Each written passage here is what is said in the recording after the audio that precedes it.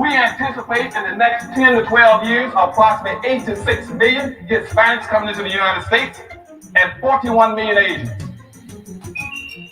You have been the majority minority for 400 years in this country. You have been the number 2 population for 400 years. You're going to get kicked out of being number 2. You're going to go down and become number 4. Now, common sense, even a third-grade education will tell you, if you didn't get anything when you were number 2,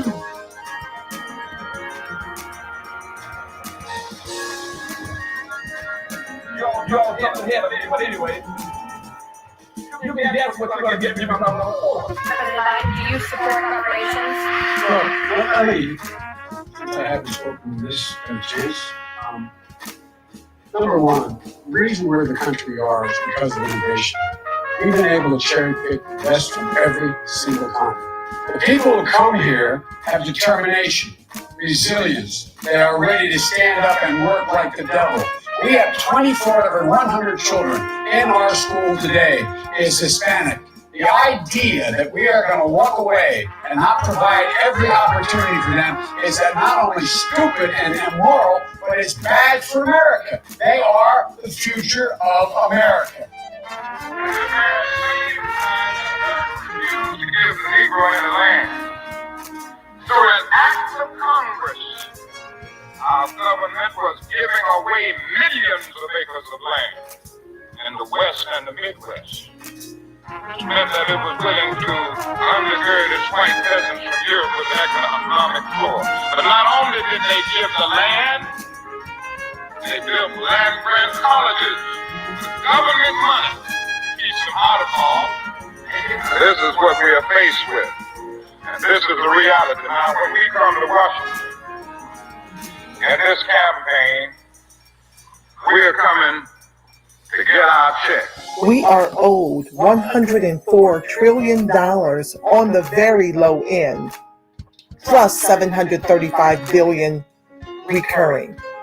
This number does not include the cost of about 50 Black Wall Streets that were decimated, nor compound interest from 2017 when Sean D. Rochester's book, The Black Tax, was published, nor the cost of Black life, nor the cost of living increases, nor the war on drugs, nor the current day pandemic. The number I'm working with is for slavery, Jim Crow, and accrued ongoing systemic racism, oppression, and disadvantage in the country our ancestors built with their lives.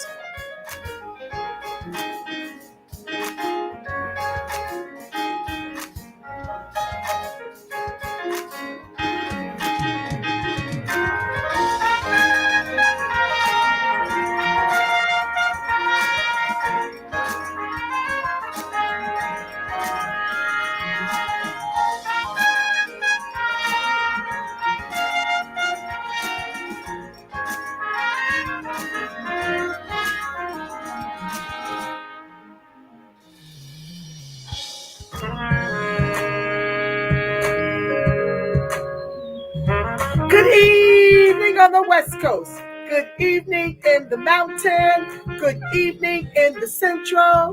Good evening on the East Coast. You know exactly who it is, family. Angela Nirvana, your hostess with the mostest on the Reparationist Perspective, bringing you those ADOCs, hot topics, and making the case for reparations. Making the case for weaponizing our vote, socializing our suffering, and today, family, we're going to talk about Biden and how his poll numbers are dropping.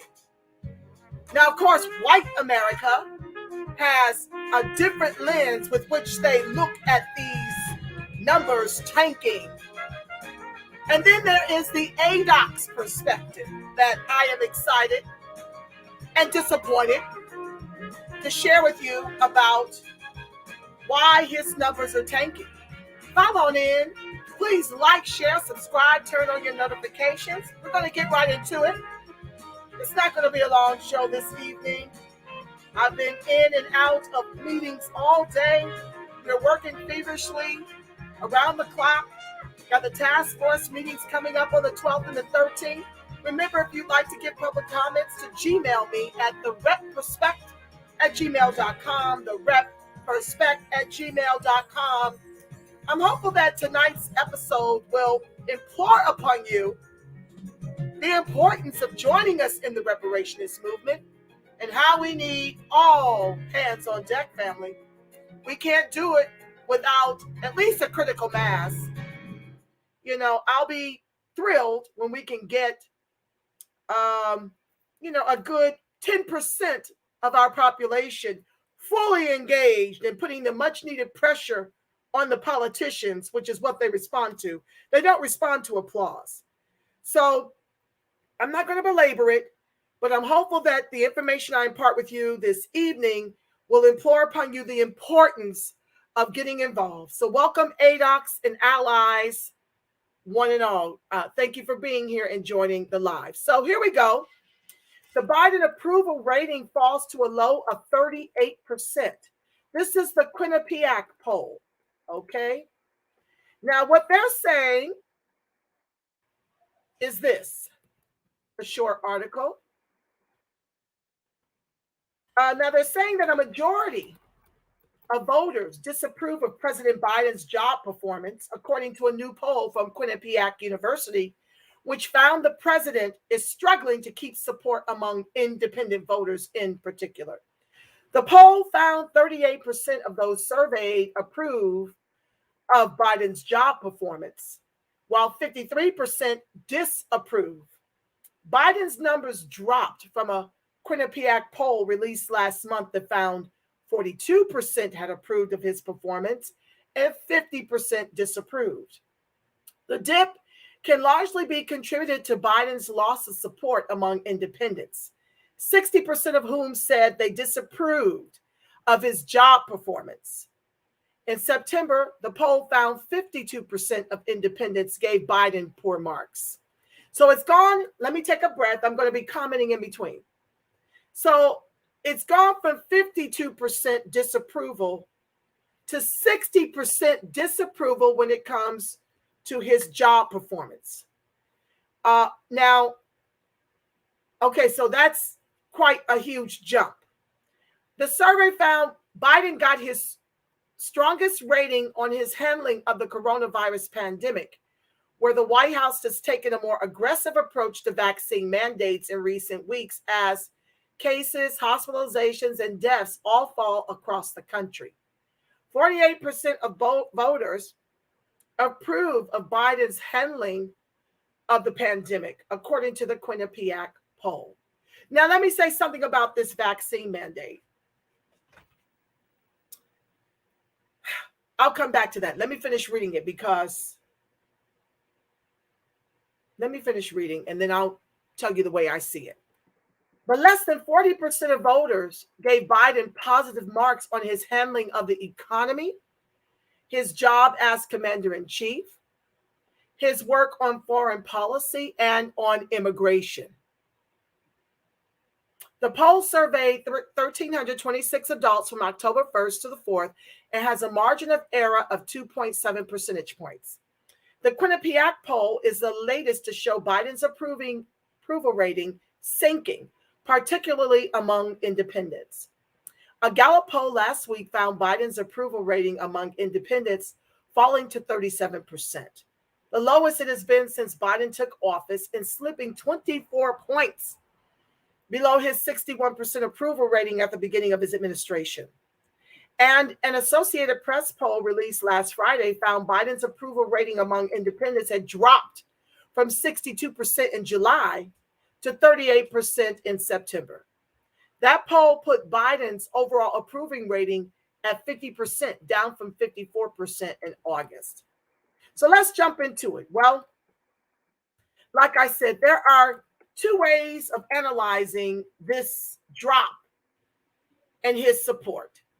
And what I do know is that 87% of our electorate delivered him and Kamala the White House. And what I do know is he has put more emphasis on weaponizing immigration against us to keep us tethered to the bottom of this Titanic as the anchor of this country's capitalism. What I do know is that he poured $1 bazillion into the Asian immigrants, AAPI in particular, Asian American Pacific Islander Organization. He poured $1 bazillion into allowing all of this access from the immigrants to pour into this country. You know, the ones that he can make white, that is. He gave the Asians protections and has totally neglected the George Floyd Justice and Policing Act. Basically, he's giving away our reparations to immigrants and the top 10% of white folks who killed and stole all the wealth that our ancestors built this country with their lives, okay? So he's pouring money into his agenda because not only does he have a goal to keep us tethered to the bottom economically, we have gone from second-class citizens to fourth-class citizens in this country. We've got the highest rates of unemployment, the highest rates of underemployment, no protections from the state-sanctioned executions of Black men, women, and children. So there's no enforceable protections. We are on the bottom in every metric, while he continues to flood the country with immigration, which is the albatross around the necks of American descendants of U.S. chattel slavery. This is not a problem for white folks because it enables them to keep us as bottom caste. We have gone from second-class citizens to bottom caste in this country. Right now, our median national income is $30,000, as compared to the Black immigrants that make about between $10,000 and $20,000, actually between $10,000 and $30,000 more than we do as descendants of U.S. chattel slavery. And we're dying disproportionately from COVID, not because of the COVID, but due to medical bias. You see, in the beginning, I'm not sure if you're aware that there were limited numbers of COVID tests. And instead of administering those tests to us, they were sending us home. And, you know, when we did finally get a hospital bed, they chose to intubate us over giving us shots of remdesivir at $5,000 per shot. So now they're coming with these vaccine mandates to force American descendants of U.S. chattel slavery, who has the highest unemployment numbers and underemployment numbers. Now they're weaponizing this vaccine mandate against us in the workforce for those of us who are still blessed enough to even have a job. Now they're making you choose between feeding your family and taking a big pharma-funded, FDA-approved in 9-month jab. You've got to literally choose between that and keeping a roof over your family's head, as if that wasn't hard enough, given that we are the least paid in every position in the country. So these are just some of the ways, in my humble opinion, why Black folks, if they were weighed in at all in this number, which I don't know, I never get a call about these kind of polls, so I don't know how many Black folks have weighed in out of the 1,326 adults that were surveyed. So there's two ways of looking at politics, one through a ADOX lens and one through immigrants, and three ways, and one through white folks. But many of the immigrants are made white by their incomes and by being able to be close to them in complexion, that they are now able to mark off that they're white. So there are two ways to be white, through your money and through the color of your skin. And so that's something we have neither of, by and large. And we are fighting feverishly over here in the reparationist movement. I had to push the show back an hour because we've had meetings going on. I'm going to bring a show to you about AB 105 that was vetoed down.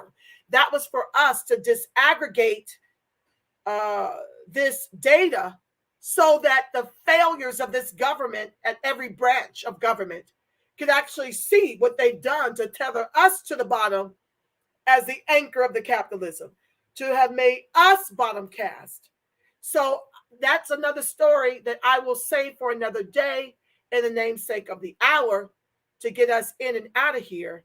But I wanted to tell you through an ADOX lens why his poll numbers are tanking. After we delivered him into the White House, he gives everyone else, including immigrants, the come up. And as I mentioned prior, I'm not sure if I finished that thought in its totality. But immigration is our albatross because we're on the bottom economically. We've been neutralized. This is not a problem for white folks who killed and stole our wealth. They share in over 100 trillion household dollars to 90% of us sharing in less than 700 billion. So immigration will never be an albatross around the very thieves and murderers of our people. That will only be our albatross exclusively. Okay? Because we're in competition with folks who are given our reparations upon entering the country. And I've got stories lined up about that as well. I won't talk about the Afghan refugees and how many bazillions of dollars they're giving to them to set them up lovely. More than likely in our communities to bring in more white oppressors, more POC white oppressors into our communities to gentrify us right out of them, you see. So I keep that information in front of my followers to help you understand the importance of you getting into this fight and also teaching your children to get in this fight. We've got a lot of boomers. I thank you, those that are the exception to this, but lots of boomers are just concerned about themselves. Well, they, by and large, benefited from the affirmative action that now benefits white women, LGBTQIA, and immigrants. They don't benefit us the way it was initially intended. So as far as I'm concerned, those boomers have failed Gen X, millennials, and Gen Z because they didn't put a secure enough gate around that affirmative action to ensure it exclusively benefited us. They got hooked up. They have their homes if they haven't sold them. And they've got their education for free. Things that we are now fighting for in a climate that has really shown us that Black life does not matter. And so this is why I constantly stress to you guys that this is a two-party oligarch system here that has all the power and the money to suppress third parties. What I'm imploring upon you to do before I bid you farewell is to vote anyone you want at the top of the ticket in a blue Congress to protect the over 50% of Black American descendants of U.S. chattel slavery that rely on government assistance by design of institutional systemic racism. We need to send a mixed top. We need a red top and a blue Congress to slow this Titanic down. If we continue to give them a trifecta, it is going to be to the extinction and the peril of our people. We will be permanently tethered to the bottom of this Titanic as the capitalism's anchor, because that is a 100-year plan that is coming into fulfillment as I speak to you. We must weaponize the vote and socialize this suffering. So you don't have to vote red, but you should not be voting blue at the top of that ticket. Okay? And what I'm offering to you, if you haven't heard in the archives in the past, is nothing different than what Dr. Charles Morris, pastor of Abyssinian Church, recommended after we delivered Teddy Roosevelt the White House. He turned around and dishonorably discharged 167 Buffalo soldiers who were wrongfully accused of murdering a second white man while being quarantined in their barracks for having been accused of murdering the first white man. Dr. Charles Morris said, "You shot us when our guns were empty." And for that, we're going to return the same by delivering a blue top of the ticket and a red Congress to protect the Black South. That's the only way we get this done in a two-party oligarchical system, dealing with a bird that has a left and a right wing, a Democrat and a Republican wings of the same oligarchical bird. It's all designed to genocide us, to extinct us, and to keep us tethered to the bottom, because capitalism requires a bottom caste. And with that being said, family, let me come over real quick before I bid you adieu. What's up, Terry Lewis? Satra Delry 360, JBO. So glad to have you guys on the live. This is a short one. I'm going to pray us out and play the outro. And I just thank you for showing up. So please like, share, subscribe, turn on your notifications. Make sure you make this video go viral. And with that being said, family, the light of God surrounds us. The love of God enfolds us. The power of God protects us. And the presence of God watches over us. Wherever ADOX and its allies are, God truly is, because family, you are the face of God. You're the voice of God. You're the body temple of the Spirit of the living God. Until tomorrow, family, you make it a beautiful, God-inspired rest of your evening. Know that I love you black. I love you strong. Stay tuned for the outro, and peace.